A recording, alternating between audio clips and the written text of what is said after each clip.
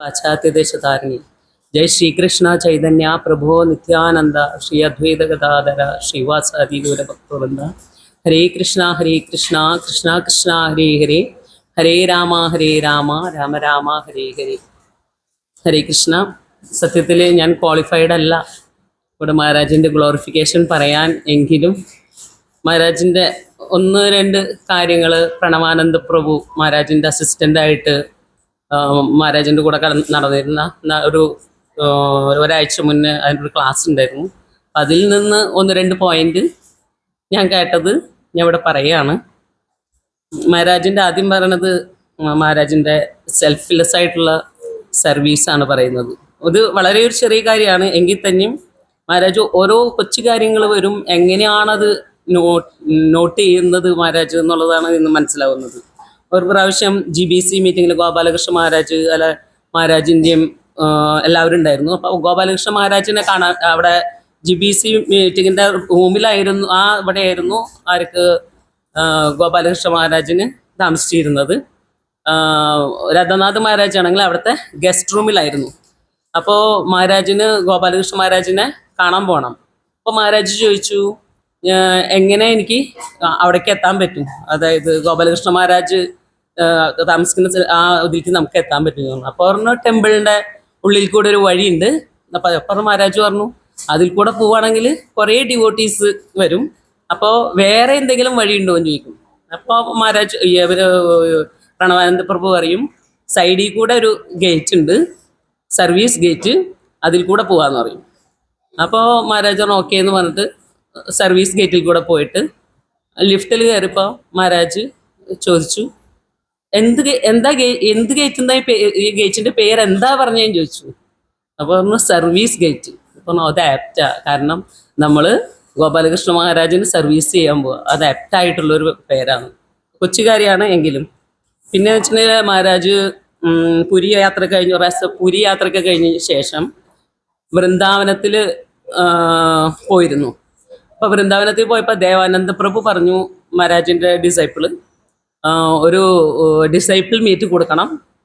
കാരണം അപ്പം മഹാരാജ് ഭയങ്കര ടയേർഡാണ് യാത്രയൊക്കെ കഴിഞ്ഞിട്ട്. അപ്പോൾ മഹാരാജ് ഇങ്ങനെ പറഞ്ഞു ഓക്കെ ഞാൻ അത് ചെയ്യാമെന്ന് പറഞ്ഞു. പക്ഷേ മഹാരാജ് എന്തുകൊണ്ടാണത് ചെയ്യാൻ തീരുമാനിച്ചതെന്ന് വെച്ചിട്ടുണ്ടെങ്കിൽ മഹാരാജ് പറയാണ് അവരുടെ അടുത്ത്, ദേവാനന്ദ പ്രഭു എന്ന് വെച്ചിട്ടുണ്ടെങ്കിൽ എൻ്റെ ലൈഫ് മുഴുവനും ദേവാനന്ദ പ്രഭുവിൻ്റെ ലൈഫ് മുഴുവൻ ശ്രീല പ്രഭാതിക്ക് വേണ്ടിയിട്ട് സറണ്ടർ ചെയ്തിട്ടുള്ള ആളാണ്. അപ്പോൾ ആ ആളങ്ങനെ പറഞ്ഞു കഴിഞ്ഞാൽ പ്രഭു എൻ്റെ ഒരു ഡിസൈപ്പിൾ പറഞ്ഞു കഴിഞ്ഞു കഴിഞ്ഞാൽ ഞാനത് എങ്ങനെ കൊടുക്കാതിരിക്കും. അന്ന് ദേവാനന്ദ പ്രഭുവിൻ്റെ ബർത്ത്ഡേയും കൂടിയാണ്. അപ്പം മഹാരാജ് അതുകൊണ്ടാണ് സത്യത്തിൽ മഹാരാജിന് തീരെ വയ്യാതിരുന്നാൽ പോലും മഹാരാജ് ആ ഒരു ഡിസൈപ്പിൾ മീറ്റ് ഒരു ഹാഫ് ആൻ അവർ കൊടുത്തുള്ളൂ, ഹാഫ് ആൻ അവർ ചെയ്തത്. അപ്പോൾ അതാണ് മഹാരാജിൻ്റെ ആ ഒരു കമ്പാഷൻ, അതായത് മറ്റ് ഡിസൈപ്പിൾസിനോടുള്ള മഹാരാജിൻ്റെ ആ ഒരു കാരുണ്യം. ഇന്നേപോലെ ഒരു വ്യാസപൂജയുടെ സമയത്ത് ശ്യാമാനന്ദ പ്രഭു പറഞ്ഞതാണ് ഈ പ്രണവാനന്ദ പ്രഭു പറയുന്നത്. ഒരു ഡിവോട്ടി വന്നിട്ട് പറഞ്ഞു അത്രേ, നമ്മുടെ നിങ്ങളുടെ ഈ ഇസ്കോണിൽ, അയാൾ ഓൾറെഡി ഡിവോട്ടിയാണ് ഇസ്കോണിൻ്റെ, ശ്രീല പ്രഭുപാദ ഇത്രയും എന്താ പറയുക ഡീപ്പറായിട്ടുള്ള പ്രെയറൊന്നും ഇതിലില്ല. എന്നാൽ വേറെ ഓർഗനൈസേഷനിലൊക്കെ വളരെ ഡീപ്പറായിട്ടുള്ള പ്രെയറും കുറേ ഇതുണ്ടെന്ന് പറഞ്ഞു. അപ്പോൾ ശ്യാമാനന്ദ പ്രഭു പറഞ്ഞു മഹാരാജിൻ്റെ അടുത്ത് പറഞ്ഞു ഒരു ഡിവോട്ടി ഇങ്ങനെ പറയുന്നുണ്ട് എന്ന് പറഞ്ഞു. അപ്പോൾ മഹാരാജ് പറഞ്ഞു എനിക്ക് ഡിവോട്ടി ആയിട്ടൊന്ന് സംസാരിക്കണം എന്ന് പറഞ്ഞു. അപ്പോൾ അങ്ങനെ ആ ഡിവോട്ടി ആയിട്ട് മഹാരാജ് സംസാരിക്കും. മഹാരാജ് സംസാരിച്ച് കഴിഞ്ഞിട്ട് മഹാരാജ് പറഞ്ഞു നിങ്ങൾ ഇപ്പം തന്നെ നിങ്ങൾ ഇസ്കോൺ ലീവ് ചെയ്യണം എന്ന് പറഞ്ഞു. അപ്പോൾ ഈ ഡിവോട്ടിക്ക് ആകെ എന്തോ പോലെ, ഞാൻ എന്തായാലും ഫ്യൂ ഡേയ്സിനുള്ളിൽ ഞാൻ ലീവ് ചെയ്യാമെന്ന് പറയും. അപ്പോൾ പറയും ഇല്ല, ഈ നിമിഷം തന്നെ നിങ്ങൾ ഇസ്കോണിൽ നിന്ന് വിട്ടുപോകണം എന്ന് പറയും. എന്നുവെച്ചാൽ മഹാരാജ് പറയുന്നത് വെച്ചാൽ ആസ് എ സ്പിരിച്വൽ മാസ്റ്റർ എൻ്റെ ഒരു ഡ്യൂട്ടിയാണ് ശ്രീല പ്രഭുപാദിനേക്കാളും ബെറ്ററായിട്ട് ഒന്നുമില്ല, അല്ല അതിൽ ഇല്ലാത്തതൊന്നും ഇല്ല.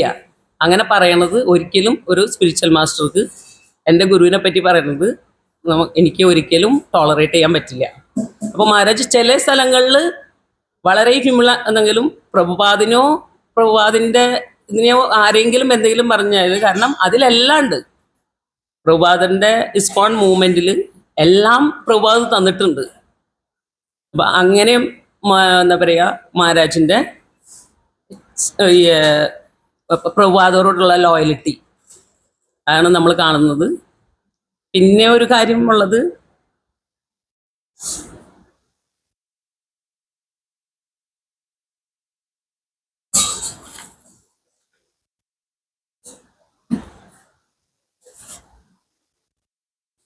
പിന്നെ ഒരു പ്രാവശ്യം പ്രാണാനന്ദ പ്രഭു എല്ലാം കൂടി ചക്രതീർത്ഥയിൽ അവർ മഹാരാജും ഈ പ്രണവാനന്ദ പ്രഭുവും കൂടി ഇങ്ങനെ നടക്കുകയായിരുന്നു ഈ വെള്ളത്തിൻ്റെ ഭാഗത്ത്. അപ്പോൾ ആ സമയത്ത്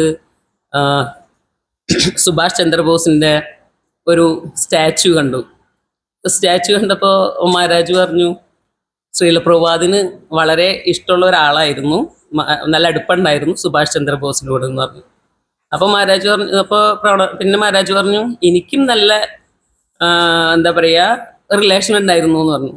അപ്പോൾ പ്രണവാനന്ദ പ്രഭു ചോദിച്ചു, അയ്യോ എന്ത് മഹാരാജിനെ എങ്ങനെയാ സുഭാഷ് ചന്ദ്രബോസ് ആയിട്ടുള്ളത്? അപ്പം പറഞ്ഞു, ഞാൻ എപ്പോഴും ബോസ് എന്നുള്ള സ്പീക്കറിൽ കൂടിയാണ് ഞാൻ മഹാരാജ് ലെക്ചർ കേൾക്കുന്നത്, അതുകൊണ്ടാണ് എനിക്ക്.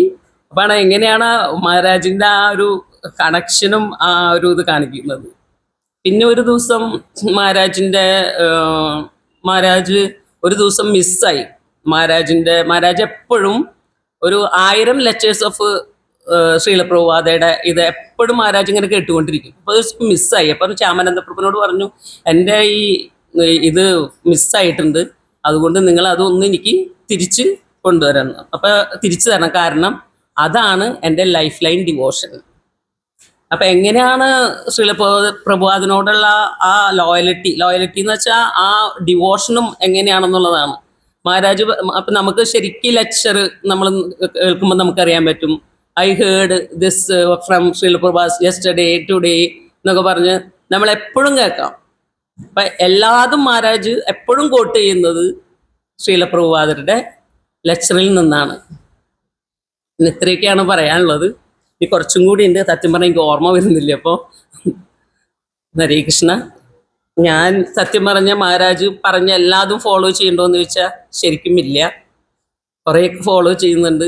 ജീവിതത്തിലെ കുറേ പ്രശ്നങ്ങളും ബുദ്ധിമുട്ടുകളെ കൊണ്ട് അങ്ങനെ എന്താ പറയുക കുറേയൊക്കെ കയ്യിൽ നിന്ന് പോകുന്നുണ്ട്. ഇന്ന് മഹാരാജിനോട് ഞാൻ ക്ഷമ ചോദിക്കുകയാണ്. ഇനി എല്ലാവരുടെയും ഒരു പ്രാർത്ഥന വേണം.